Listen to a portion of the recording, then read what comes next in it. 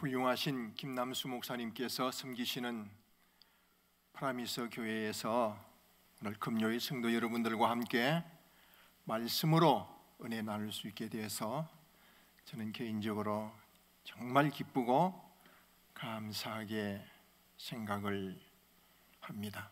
프라미스 교회는 이미 세계 선교의 비전을 품고 지구촌 구석구석을 주님 손 붙들고 역사하고 계십니다. 그것뿐만이 아니라 다음 세대를 품고 포포틴 사역을 하면서 세계 기독교회의 미래와 또 우리 한민족의 기독교의 미래를 책임지고 나가고 있습니다. 우리 방콕 한인연합교회도 우리 프라미스 교회와 연합해서 같이 갈 수 있게 돼서 저는 얼마나 감사한지 모르겠습니다. 특히 허연익 목사님으로부터 도미니카 공화국에 학교를 세운 그 과정을 이렇게 얘기 들으면서 마음에 큰 감동을 받았습니다. 오늘 여러분들이 마태복음 28장 16절부터 20절까지를 함께 봉독을 했습니다. 마태복음, 마가복음, 누가복음, 요한복음을 사복음서라고 말합니다. 이 사복음서의 마지막 부분은 다 선교와 전도의 명령입니다. 마태복음 28장 너희는 가서 모든 민족으로 제자를 삼아 아버지와 아들과 성령의 이름으로 세례를 주고 내가 너희에게 분부한 모든 것을 가르쳐 지키게 하라. 세상 끝날까지 너희와 항상 함께 있으리라 말씀하셨습니다. 마가복음 16장 15절 이하의 말씀을 보면은 너희는 천하에 다니면서 만민에게 복음을 전하라. 믿고 세례를 받는 자는 구원을 얻을 것이요 믿지 아니하는 자는 정죄를 받으리라. 이때 말하는 정죄는 그냥 너는 죄인이다 그 정도의 정죄가 아니라 영원한 심판으로 저주를 받는다, 그런 말씀입니다. 누가복음 24장 47절 이하를 보면은 제 사함을 얻게 하는 이 회개의 세례가 예루살렘에서부터 모든 족속에게 증거되어야 하니 너희들이 곧 이 일의 증인이니라. 요한복음 20장 21절 아버지께서 나를 보내신 것 같이 나도 너희를 보내노라. 그래서 사복음서의 마지막 부분은 다 선교와 전도의 명령입니다. 오늘 우리가 마태복음 28장을 서로 같이 봉독을 했는데 이 부분도 주님의 지상 명령입니다. 제가 군목 복무를 마치고 방콕 한인연합교회에서 목회한 지가 이제 올해 28년째입니다. 그런데 하나님 앞에서 가만히 이렇게 생각해 보니까 정말 하나님께 죄송스러운 것이 한두 가지가 아닙니다. 또 성도들 앞에서도 부끄러운 것이 한두 가지가 아닙니다. 한 가지만 고백드린다면은 제가 전도하라고 설교는 하지만은 정작 내가 전도를 못하고 뭐 다 말하려면 끝이 없습니다. 그래서 제가 기도하기를 하나님, 제가 꼭 전도해서 결심시키고 교회를 인도할 수 있도록 베스트를, 태신자를 보내주십시오. 간절히 기도했습니다. 그런데 그 하나님께서 그 기도는 들어주시더라고요. 우리 교회 집사님 께서 그 친정 어머니가 계시는데 이 친정 어머니 아버지께서 3녀 1남을 두셨어요. 딸 셋을 낳고 이제 아들 하나를 두셨는데 연세가 80대 중반이에요. 암 판정을 받고 이제 정말 의사의 판정대로 얼마 남지를 않았습니다.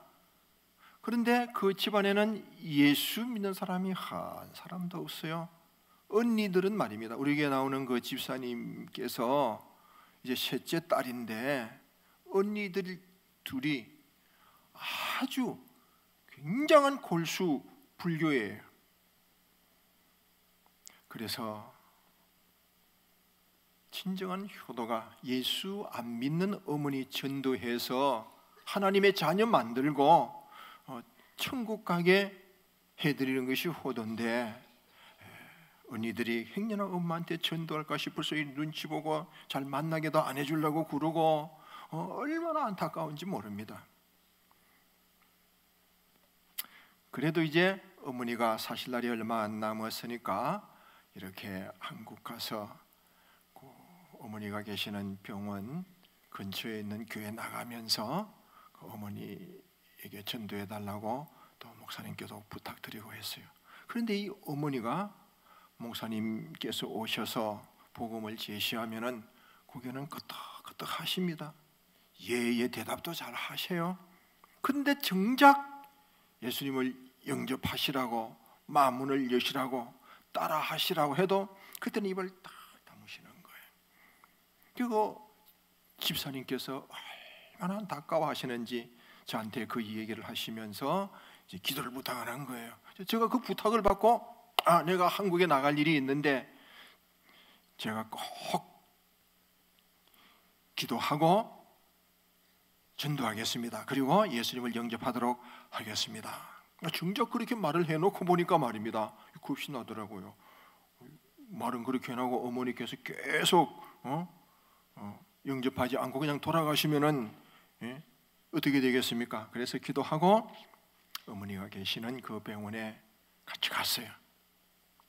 그래서 복음을 차근히 설명을 드리고 어머니 제 기도를 따라하세요. 하나님 아버지, 다른 얘기는 잘하고 고개는 끄덕끄덕 하는데 정작 기도하자고 하니까 기도를 안 하시는 거예요. 어머니 왜 안 하십니까? 그랬더니 말이 안 나와요 하면서 이렇게 고개를 숙이고 눈길을 펴고 그러는 거예요. 그때 제가 느낀 것이 예수님을 영접하는 영접 기도를 드릴 때에 사단의 방해하는 역사가 있구나, 그런 느낌이 확 들더라고요. 그래서 더 강하게 따라하세요. 꼭 따라하셔야만 합니다. 몇 번씩 다짐을 받고 억지로 얘기하는 것 같은데 마음은 간절한데 또 막는 방해 세력이 있는 거예요. 그래서 말입니다. 속으로 기도하면서 영접 기도를 드렸어요. 그랬더니 어머니가 따라하셨어요. 이제 어머니 하나님의 자녀가 되셨습니다. 아멘 하세요. 아멘. 그러니까 말입니다. 이 딸이 얼마나 기뻐하는지 몰라요. 그리고 제가 한국 돌아가셔서 지금 현재 이 따님이 어머니가 계시는 병원 옆에 있는 교회에서 이제 목사님을 초청해서 세례를 받게 만드시고, 또 이번에 제가 미국 들어오면서 하루 한국에 머물면서 그 어머니의 장례식에 참석을 했습니다. 그 이야기를 듣고 우리 교회 집사님 한 분이 계시는데 이 집사님의 친구의 어머니가 그렇게 또 예수님을 영접 안 하는 거예요. 그래서 우리 교회 나오는 집사님이 얘기를 했더니 이 용기가 생겨가지고 자기 친구에게 말하기를, 너 어머니 돌아가시기 전에 후회하지 않게 열심히 기도하고 복음 증거해라, 담대하게 말해준 거예요. 그랬더니 또 그 집사님의 친구가 용기가 생겨가지고 말입니다, 어머니한테 탁 전도를 하고 또 영접하는 기도를 하고, 그 다음에 얼마 있다가 그 다음날 이틀 후에 세상을 떠났습니다. 여러분, 전도할 때 분명히 사단의 방해 세력이 있습니다. 이거를 극복하기 위해서 다른 길은 없는 것 같아요.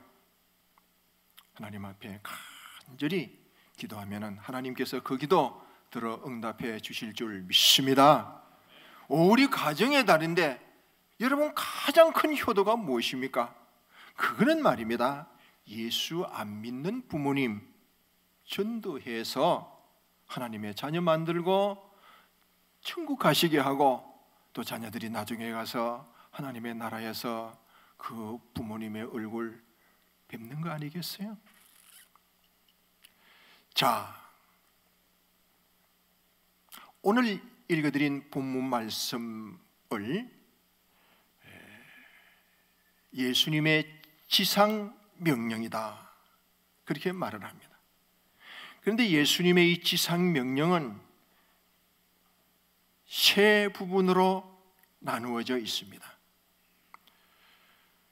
11 제자가 16절에 보면은 예수님께서 명하시던 산에 이르러, 여러분, 왜 11 제자입니까? 가룟 유다가 빠졌어요. 가룟 유다가 왜 빠졌습니까? 가룟 유다는 너무 자기 고집이 셉니다. 주님께서 말씀하셔도 그 말씀에 순종하지를 않고 자기 고집대로, 자기 생각대로, 자기 판단대로 움직입니다. 몸은 예수님을 따라가는 것 같지만은 그의 마음은, 그의 영혼은 예수님과 아무런 관계가 없습니다. 가룟 유다는 잘못된 메시아관을 가지고 있습니다. 병자를 고치시고 오병이어로 5,000명 이상을 먹이시고 무리를 걷는 그 모습을 보면서, 저분 정도면은 틀림없이 이스라엘의 왕이 될 것이다. 저분을 스승으로 모시면은 나도 이제 언젠가는 한 자리 할 수 있을 것이다. 사실 예수님께서 이 세상에 오신 목적은 이스라엘 민족의 왕이 되기 위해서 오신 것이 아니고 만왕의 왕이 되시기 위해서 십자가에 달려 돌아가시고 부활하시고 승천하셔야만 합니다. 그런데 가룟 유다는 저분이 돌아가시다니, 이거를 이해하고 이거를 수용하고 이거를 용납할 마음의 여유가 없었던 겁니다. 가룟 유다의 이 잘못된 메시아관이 결국은 자기의 스승을 부인하는 자리에까지 이르게 되는 겁니다. 가룟 유다는 고집이 너무 셉니다. 예수님께서 말씀하시면은 자기 생각이, 자기 판단이 없으라는 말이 아니에요. 그러나 주님의 명령을 거슬리기까지 하는 그 고집 뒤에는 사탄의 무서운 음모가 도스리고 있더라, 그런 말씀입니다. 그래서 11 제자가 예수님께서 명하신 그 산에 모였습니다. 그런데 여러분, 그 다음 절에 보니까 그 11 제자가 예수님을 배웠고 경배하나 오히려 의심하는 자도 있더라. 그 11 제자가 둘로 이렇게 쫙 나누어졌어요. 아니, 저분이 우리 스승이었단 말인가? 아니, 십자가에 달려 돌아가셨는데 내가 지금 환상을 보는 건가? 내가 지금 꿈을 꾸고 있는 건가? 예수님의 부활을 의심했다, 그런 뜻입니다. 그러나 예수를 배웠고 경배하는 제자들, 주님께서는 말씀하신 대로 부활하셨습니다. 부활하신 주님께서 지금 이 자리에 약속하신 대로 우리와 함께 계십니다. 찬양합니다. 부활의 주님을 찬양합니다. 경배합니다. 사랑합니다. 그래서 이 둘로 쫙 갈라지는 거예요. 예배드리는 시간마다 부활의 주님은 영으로 약속하신 대로 세상 끝날까지 너희와 항상 함께 있으리라 말씀하셨습니다. 이자야로 주님께서 함께 계시는 줄 믿습니다. 할렐루야. 그리고 의심하는 그 제자들까지 포함해서 말씀합니다. 이제 예수님의 지상명령이 세 부분으로 나누어져 있다고 말씀을 하였는데, 제일 첫 번째 부분이 무엇인가 하니 선포입니다. 하나님 아버지께서 하늘과 땅의 모든 권세를 내게 주셨으니, 그 아버지의 권세가 나의 권세다. 그 창조주로서의 권세, 구속주로서의 권세, 심판주로서의 권세가 나에게 있다. 먼저 선포부터 하셨어요. 왜 선포하셨습니까? 명령하기 위해서. 여러분, 권세가 있는 자가 명령할 수 있습니다. 아무나 명령하는 거 아니에요. 군대에서도 말입니다. 연대장이 명령하고, 사단장이 명령하고, 군단장이 명령하고, 참모총장이 명령을 해요. 사병이 명령할 수 없습니다. 우리 주님께서 바로 하나님의 권세가 나의 권세다, 아버지께서 그 권세를 나에게 주었다, 명령할 권세가 있다, 자격이 있다, 그 말씀이에요. 선포를 하고 난 다음에 명령을 합니다.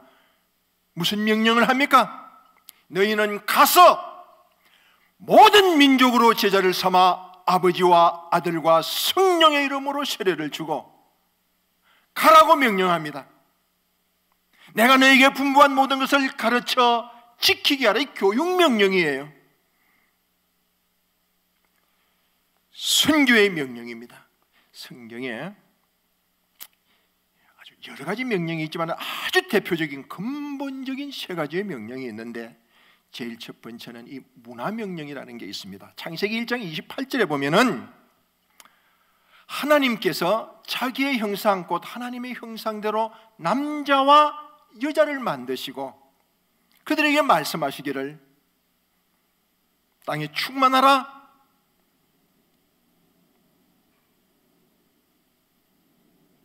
땅을 정복하라, 공중에 나는 새와 땅 위에 기는 짐승들과 바다 밑에 있는 물고기를 다스리라. 이게 문화명령이에요. 땅을 정복하라고 그런다고 그래서 이게 무슨 지배자가, 독재자가 억압하듯이 그렇게 지배하라는 게 그런 단어가 아니고, 잘 보존할, 잘 관리할 책임이 있다, 그런 책임을 너에게 준다, 이 책임 회피하지 말라, 그런 의미가 들어있습니다. 그래서 하나님의 자녀는, 진정한 예수 그리스도의 제자는, 우리가 크리스찬이라고 하면은 하나님이 창조한 우리 인간들이 살고 있는 이 지구를 말입니다, 잘 보존할 책임이 있어요. 그건 문화명령이라고 그래요. 그래서 샴푸 한 방이라도 아껴 쓰고, 비닐봉다리 하나라도 아껴 쓰고, 지구가 오염되는 거 그거 방지하고, 그게 크리스찬이에요. 두 번째 명령은 사랑의 명령입니다.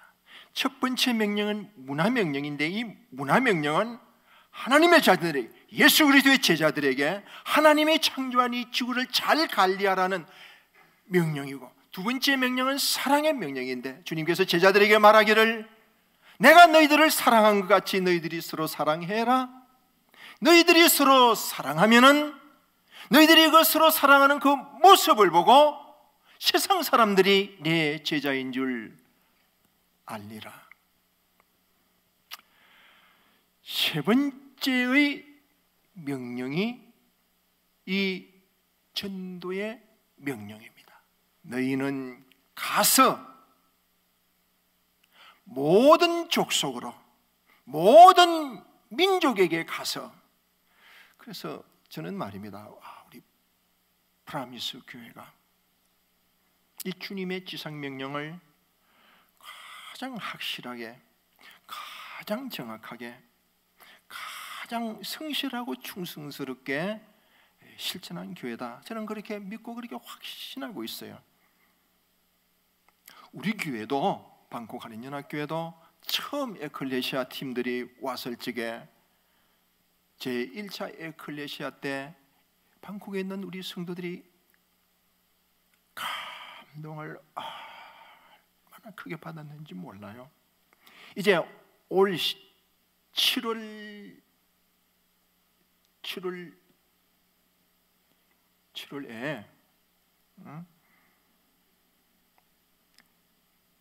에클레시아를 태국 목회자들, 라오스 목회자들, 캄보디아 목회자들, 그리고 미얀마 목회자들, 한국 목회자들 5개 나라에서 이렇게 와서 에클레시아를 해요.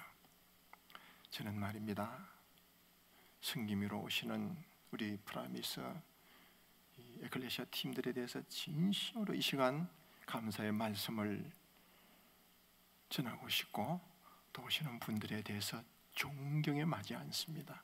나는 여러분들의 수고를 감사하면서 하나님께서 정말 30배, 60배, 100배 귀한 결실로 은혜 베푸시고 축복해 주실 것을 믿습니다. 자, 그런데 이제 제가 예수님의 그 지상 명령이 3단계라고 그랬는데, 첫 번째는 선포, 두 번째는 이제 명령, 세 번째는 약속입니다. 세상 끝날까지 너희와 항상 함께 있으리라. 주님께서 우리와 임마누엘로 이 시간도 동행하고 계시는 줄 믿습니다. 그런데 말입니다, 우리 주님께서 언제 이 임마누엘을 세상 끝날까지 너희와 함께 있겠다고 약속하셨습니까? 선교 명령을 하고 난 다음에 그 명령에 순종하는 자들에게 세상 끝날까지 너희와 항상 함께 있으리라, 그렇게 말씀했어요. 그런데 여러분, 왜 약속을 하셨습니까? 그거는 말입니다, 주님은 선교를 명령하고 전도를 명령하고 난 다음에 왜 세상 끝날까지 함께 있겠다고 약속하셨느냐 하면은, 그 선교가, 그리고 그 전도라는 것이 쉬운 것이 아니다, 그 말입니다. 주님의 전도입니다. 하나님의 선교입니다. 하나님께서 함께 하시겠다, 책임지시겠다, 너희들이 내 명령에 순종하기만 하면은 하나님께서 책임져 주신다, 할렐루야, 그 말씀입니다.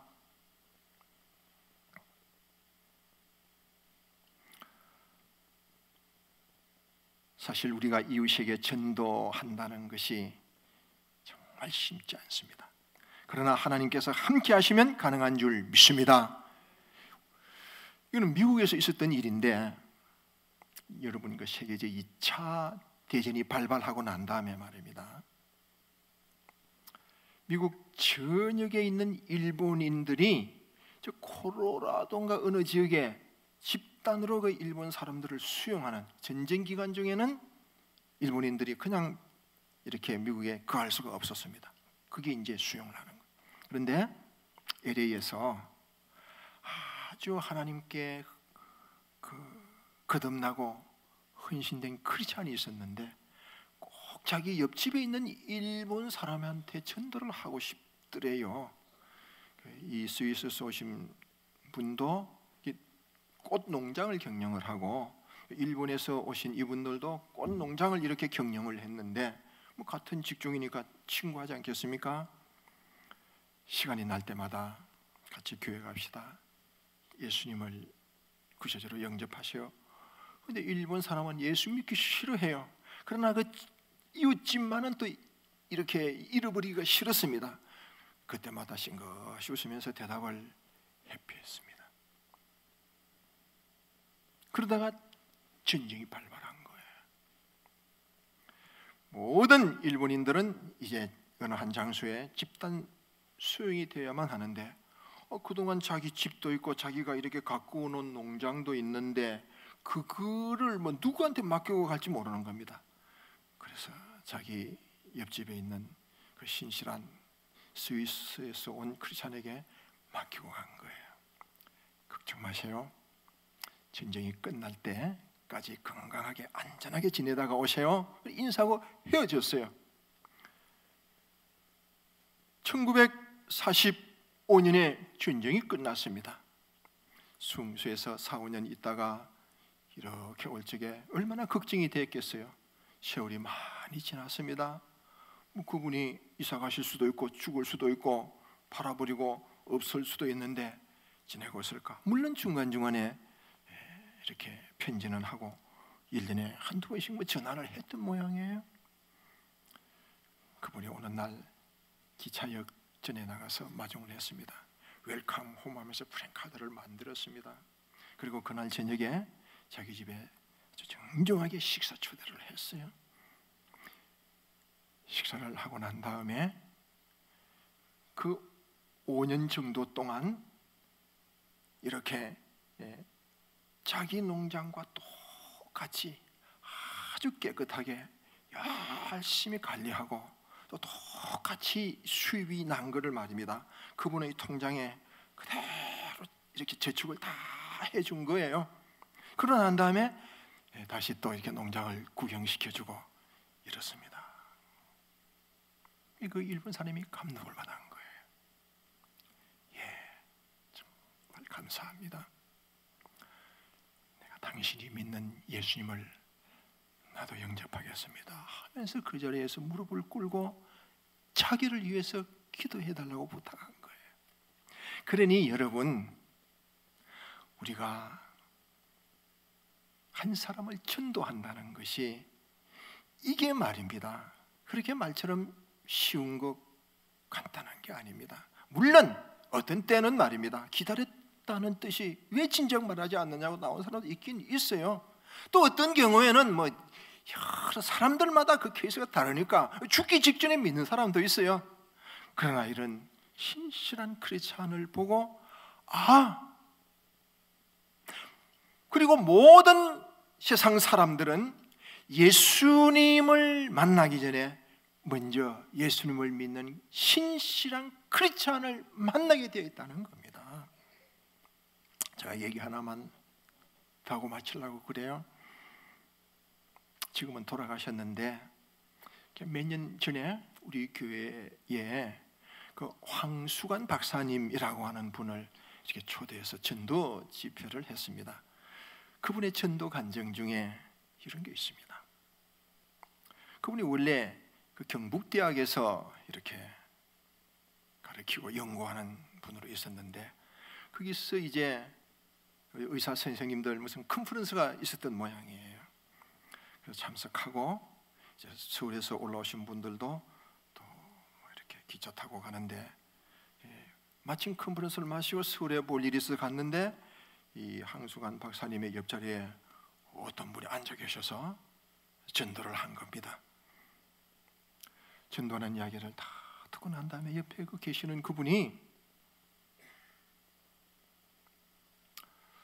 황 교수님 정말 부럽습니다.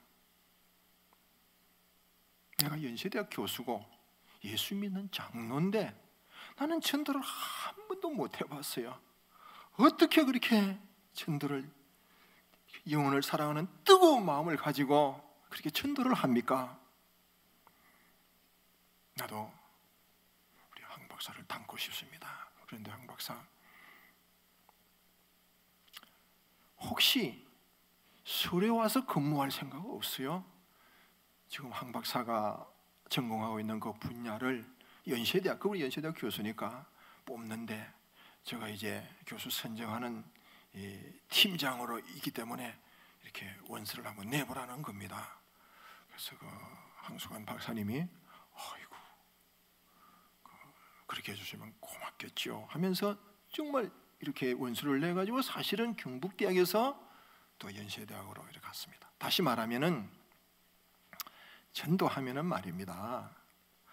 우리가 알지 못하는, 우리가 눈으로 보지도 못하고 귀로 듣지도 못하고 마음으로 생각지 못했던 것까지 하나님께서는 이미 우리를 위하여 예비하고 계시는 줄 믿습니다.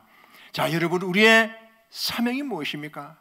인류의 사명이 무엇입니까? 예수 안 믿는 이 세상의 모든 사람의 유일한 사명 하나는 예수 믿는 거예요.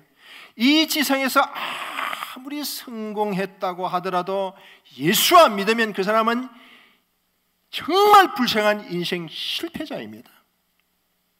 어떤 형편과 처지에 있다고 하더라도 예수 믿고 하나님의 자녀되고 예수님의 제자 되면은 그 인생은 성공하는 겁니다.